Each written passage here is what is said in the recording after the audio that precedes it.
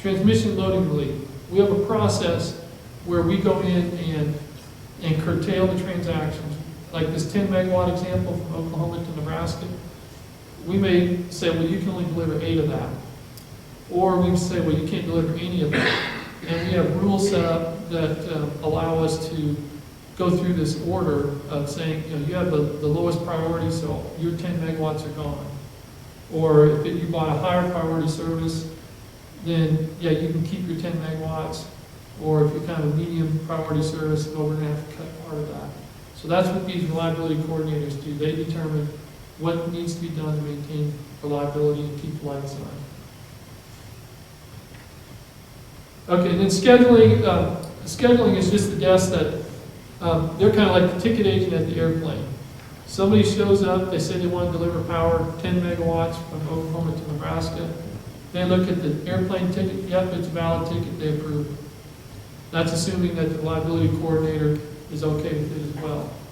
But this is a completely separate desk, and they only look at already approved transactions. Okay, just a little bit about the energy imbalance market.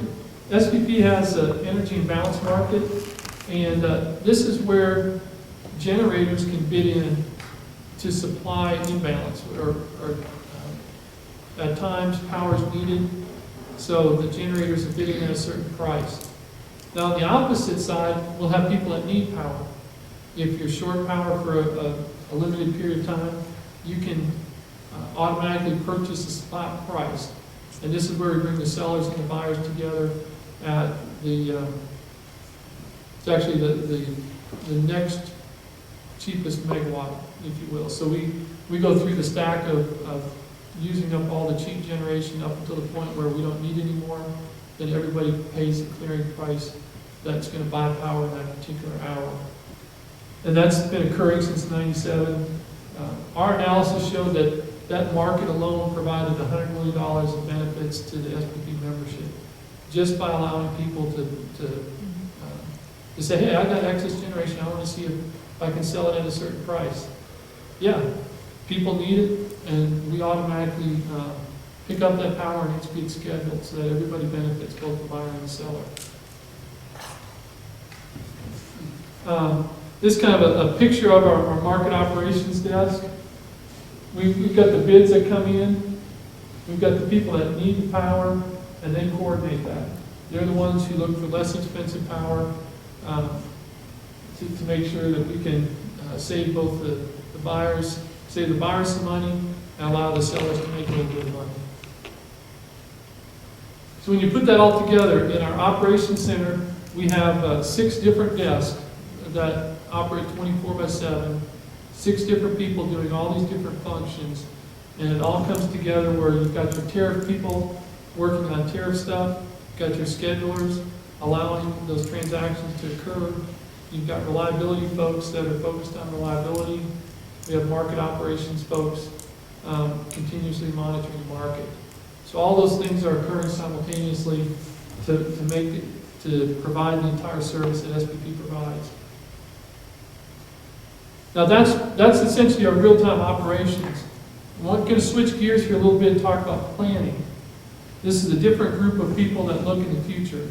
We're looking at what the transmission grid is going to do next season, next year, even 20 years from now.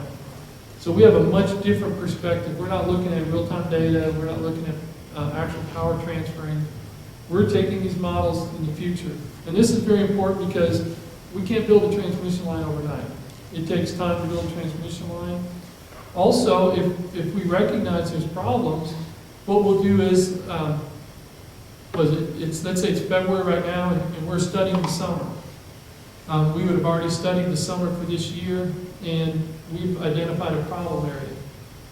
So we would see what steps we can take between now and the summer to ensure reliability.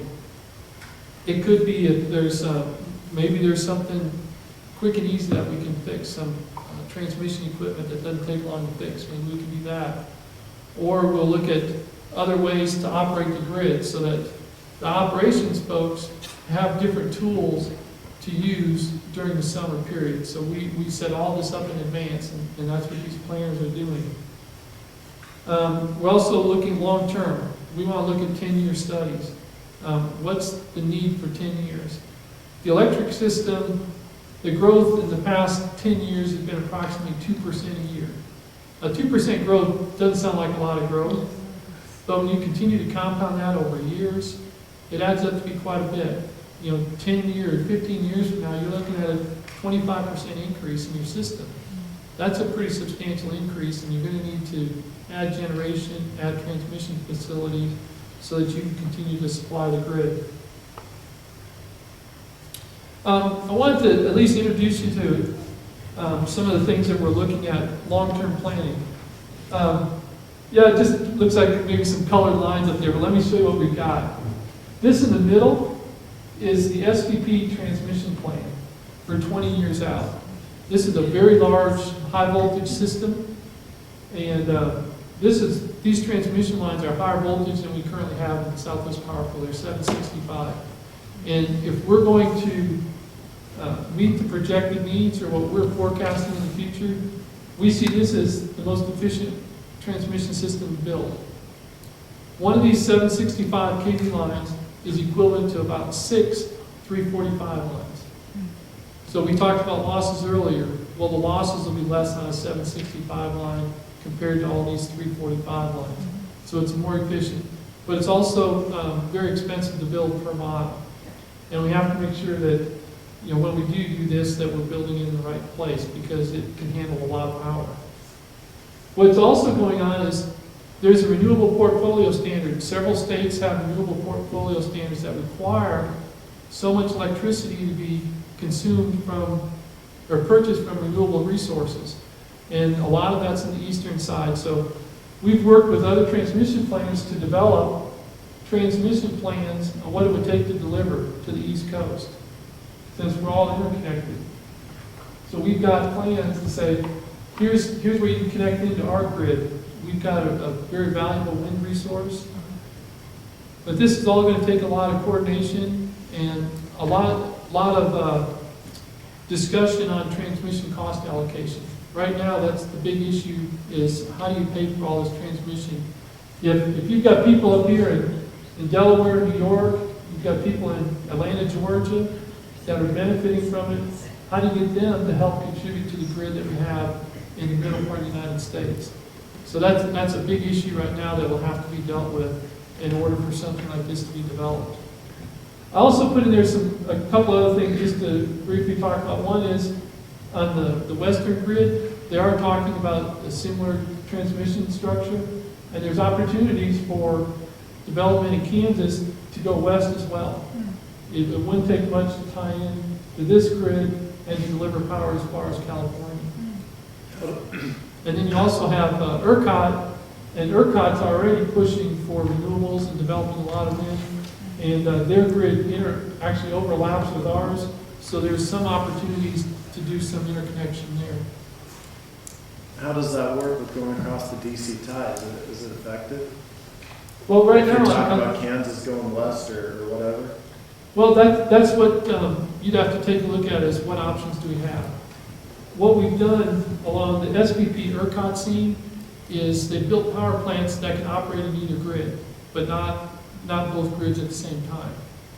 And that's what you could do on some of these wind farms, is you could make them switchable as well, where maybe in the morning you generate electricity for the eastern grid. Time of day it's better to sell to the west, you can switch over and operate to the west. So you don't have a DC tie there, you just have a switchable interconnection. Yes? I was wondering why you would deliberately overlap, like the purple Pegasus constellation thing with the red, whatever that is, in Texas. I mean, wouldn't you want them maybe connected but not overlapping? Well, ERCOT, which is this area down Yeah. here, operates isolated from SPP other than 2 DC ties. Okay. And So it's there's not perfect. prime wind in that area of Texas, so they've built wind that only delivers power into ERCOT. But it goes through our service territory, so we do have lines that overlap.